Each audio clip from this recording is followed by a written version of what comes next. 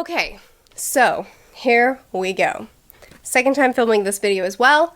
I hope you guys like it. I have recently been exploring these genres. I probably started reading thrillers about 6 months ago, maybe even longer, maybe closer to a year ago.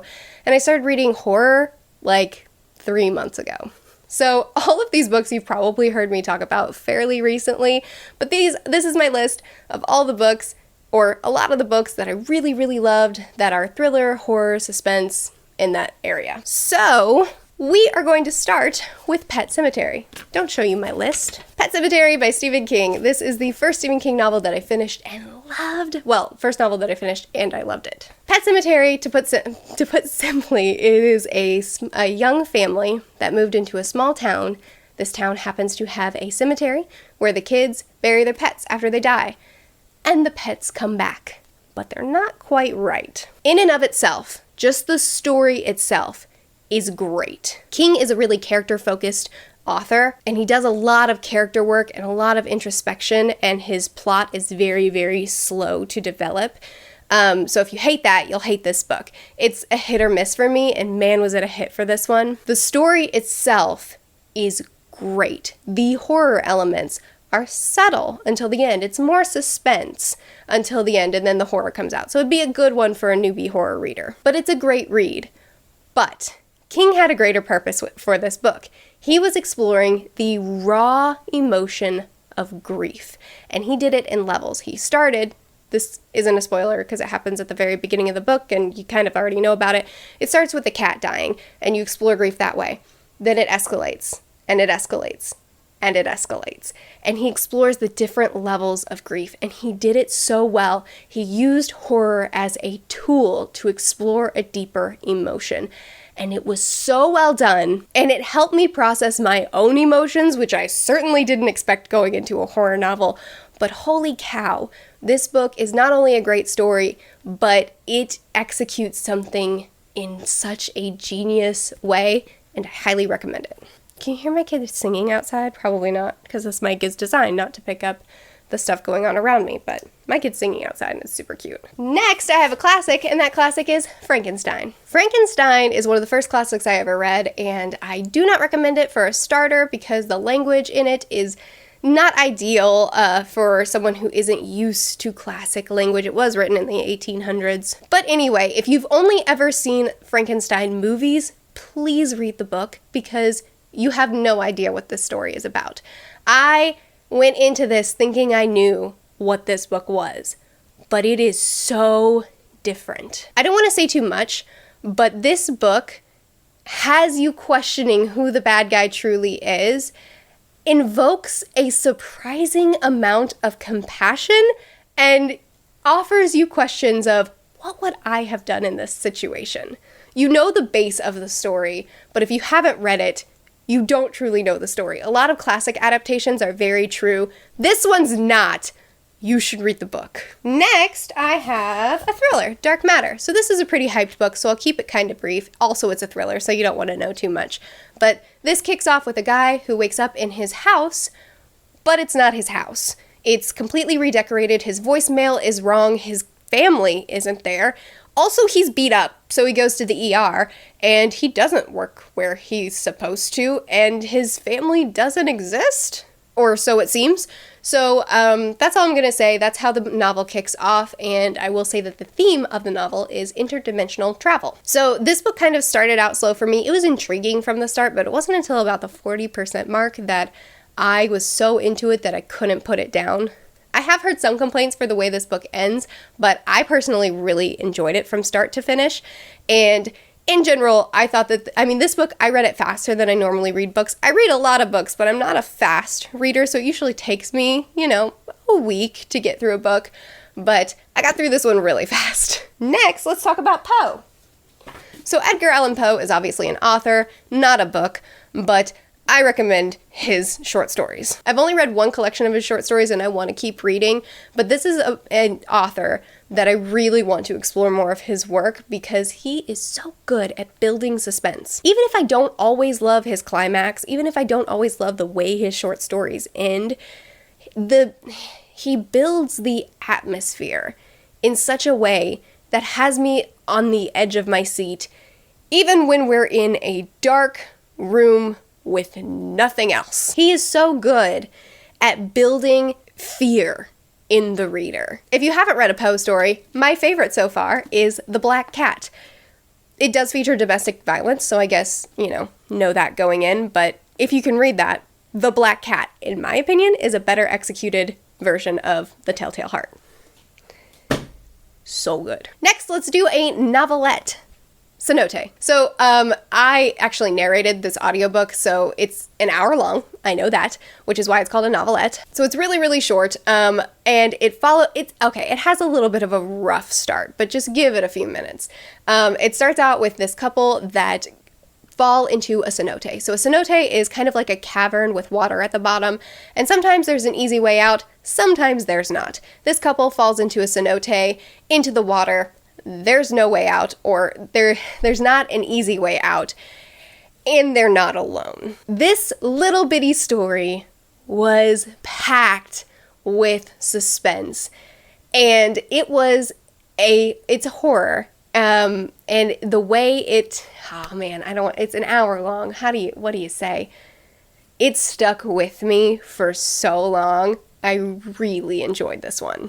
Next is another classic, and this is a classic sci-fi horror. It is called I Am Legend. If you've watched the movie, you don't know what it is. So actually the movie is zombies, I think? Yeah? Pretty sure. The book is vampires. Things that I loved about this book. The main character is smart. If you're sick and tired of your stupid protagonists that are idiots, pick up I Am Legend. The process that this protagonist goes through in order to survive. Oh, this is a post-apocalyptic book, I think. In order to survive his situation, in order to evade the antagonists, the vampires, and in order to get out of his current predicament, it's so smart. I loved being inside this character's head and watching him process through everything and come up with solutions. It was such an interesting setting. I will say I'm not a fan of vampire novels. I don't like the modern vampires that are romanticized. I don't like the classic vampires that are actually scary. And I've read Dracula. People are always like, oh, just read Dracula, you'll like vampires. No, I don't like vampires. But I Am Legend, I actually really liked the way it was executed in this book. It's still not my favorite villain antagonist, but I really liked the way it was executed in this one, and just in general, this book had so much creepiness to it. And I actually just really like classic horror. It's really different from modern horror, and I like both.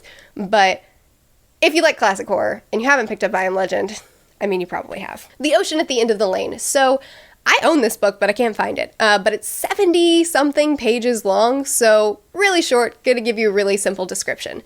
This young boy, this evil force comes into his home and messes things up. And there's a young girl who lives down the lane, and she is gonna help him. But she isn't exactly human, or at least not completely. Okay, so again, the story itself is great. Just the story alone, really well done. However, the thing that really made me fall in love with this book, this was my first Neil Gaiman book, and this was the book that made me think, I want to read all of his books. He took such small details from the beginning to the end of this tiny little story, and by the end, weaved them together in a way that made the book, I don't think, you can't call it a novel, I guess it's another novelette or a short story, anyway, made it feel so intentional. And man, do I love that as a reader, when it's clear that the author put thought into every detail put into this book, and you see little things from the beginning that are big things by the end. I live for that. Ocean at the End of the Lane is a small commitment that I thought packed a big punch. It's technically dark fantasy horror, and I would say leans more toward dark fantasy. I read it when I didn't read horror, so it was very scary. I don't know that it would be scary now for me, but I recommend it. It's definitely good for a beginner in this genre, or in this category. Last book I'm going to talk about is a thriller, Rebecca. So I've talked about this quite a bit on my channel, and I will say, a lot of you guys have read Rebecca because of me, And I have had some negative feedback, but for the most part, people have come back very happy, so you should read it. Some people categorize this as a murder mystery. Please don't go into it thinking that. Think of it as a domestic thriller. So this kicks off with a young girl in a yucky position, and then a older man shows up, and she falls into obsession with him, not love. She becomes obsessed with him, she hates herself, and she's unnamed throughout this entire novel, which I think is just really smart because it depicts her really well that she wouldn't even bother to give us her name. Anyway, they marry quickly, go back to his manor, and once she gets to his manor, she finds that not only he, but all the servants at his manor have a strange obsession and a lot of secrets regarding his late wife, Rebecca. And our protagonist, as a very unhealthy human, kind of takes on investigating and personifying his late wife. There is a mystery involved, but it's not the focus, and it's just think of it as a domestic thriller. I personally just really, really enjoy reading books where everybody involved is really messed up. Like, ain't nobody's a normal character. And this novel provided that, and I loved it. I loved experiencing this story. I do link all the books that I talk about in the description of my videos. For this book as well as for Frankenstein, I will be sure to link the specific editions that I got because I did seek out really pretty editions, so I'll be sure to do that. So check out the links for any of these books, please, because they're affiliate links, except for, you know, Rebecca and Frankenstein won't be affiliate links because I'll have to go to third party. It doesn't matter. You don't care. Anyway, my next video, the one going up on Tuesday, I'm really excited about because on the community tab on YouTube, I asked you guys what are some horror books I should be looking out for, and I went through all of your responses, looked up every single one of them on Goodreads, and all of the ones that excited me the most, I am going to be compiling into a video talking about all the horror books that I'm the most excited to get to soon, minus the ones that are on this month's TBR. I'm obviously more excited about those. But anyway, be sure to chat with me more about any of the books discussed in this video down in the comments. I post videos every Sunday, Tuesday, Thursday, and Saturday. I'll see you guys again soon. Bye.